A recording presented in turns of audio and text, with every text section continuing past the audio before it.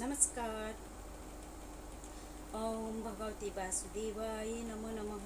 आज म तपाईँहरूलाई पनि गीता भाग चाहिँ एक भाग सुनाइरहेको छु। सो सुनिदिनु होला र संसारको सारा संसार सृष्टिमा सबैको मनोकामना पूर्ण रहोस्। कसैको दुःख, कसैको रोग कष्ट हरण होस् होइन। कसैको अपूर्ण कामहरू रोकिएको कामहरू पूर्ण होस् भनी हामी प्रार्थना गर्दछौँ। ओम भगवती वासुदेवाय नमो नमः।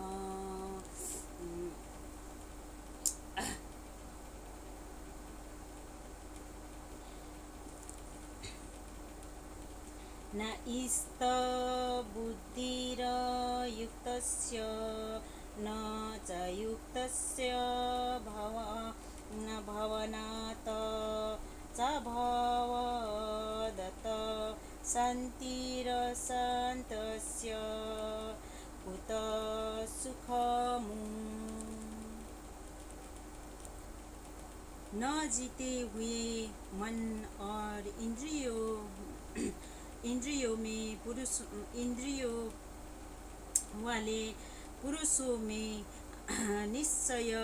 निश्चयात्मिक बुद्धि नहीं होती और इस अयुक्त मनुष्य के अंतःकरण में भावना भी नहीं होती तथा भावनाहीन मनुष्य को शांति नहीं मिलती और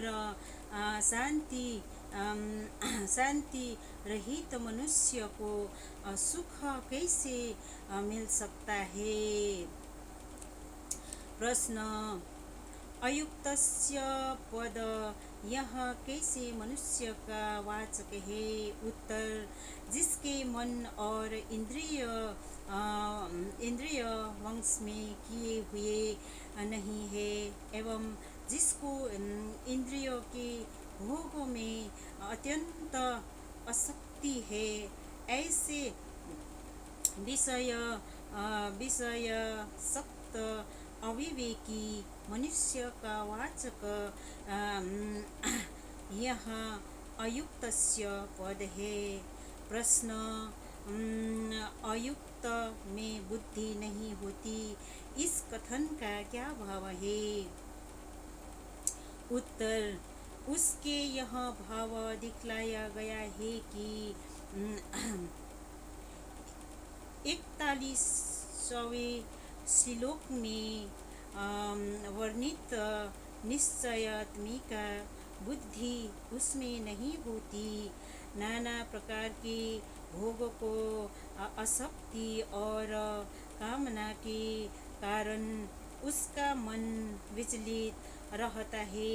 इस कारण वह अपने कर्तव्य का निश्चय करके परमात्मा के स्वरूप में बुद्धि को स्थिर नहीं कर सकता। प्रश्न, अयुक्त के अंतःकरण में भगवान भी नहीं होती, इस कथन का क्या भाव है। उत्तर, इससे यह भाव दिखलाया है कि मन और इंद्रियों के अधीन रहने वाले विषय सक्त मनुष्य में निश्चयात्मिक बुद्धि नहीं होती। इसमें तो कहता ही क्या है, उसमें भावना भी नहीं होती, अर्थात परमात्मा के स्वरूप में बुद्धि का स्थिर होना तो दूर रहा, विषयों में आसक्ति होने के कारण यह परमात्मा स्वरूप का चिंतन भी नहीं कर सकता। उसका मन निरंतर विषयों में ही रमन करता रहता है। प्रश्न, भावनाहीन मनुष्य को शांति नहीं मिलती, इस कथन का क्या भाव है। उत्तर, इसमें यह दिखलाया गया है कि परम आनंद और शांति के समुद्र परमात्मा का चिंतन न होने के कारण आयुक्त मनुष्य का चित्त निरंतर निरंतर विक्षिप्त रहता है। उसमें राग, द्वेष, काम, क्रोध और लोभ, ऐश्वर्य आदि के कारण हर समय जलन और व्याकुलता बनी रहती है। अतएव उसको शांति नहीं मिलती। प्रश्न: शांति हित मनुष्य को सुख कैसे मिल सकता है? इस कथन का क्या भाव है? उत्तर: इसमें यह भाव दिखलाया गया है कि चित्त में शांति का प्रादुर्भाव हुए बिना किसी भी अवस्था में किसी भी उपाय में मनुष्य को सच्चा सुख नहीं मिल सकता। विषय और इंद्रियों के संयोग में तथा निद्रा, आलस्य और प्रमाद में भ्रम से जो सुख की प्राप्ति होती है वह वास्तव में सुख नहीं है, वह तो दुख का हेतु होने से वस्तुत दुख ही है। मनुष्यको हामी एउटा मनुष्य हो है, हामीले हाम्रो इन्द्रियलाई ठिकसँग राखेर राम्रोसँगले इन्द्रियलाई सबैभन्दा ठुलो हाम्रो इन्द्रिय हो। हामीले हाम्रो इन्द्रियलाई हामीले एकदम सठिक ढङ्गमा राख्न सक्यौँ भने हामीले सबै कुरो गर्न सक्छौँ है। ज्ञान, बुद्धि सबै कुरो हामीले सोच्न गर्न सक्छौँ र हामीले हाम्रो इन्द्रियलाई ठिक राख्न सकेनौँ भने हामी बुद्धिहीन, बुद्धिनाशिनी भएर जानेछौँ। र यसरी नै हाम्रो सबैभन्दा ठुलो हामी मनुष्य हो।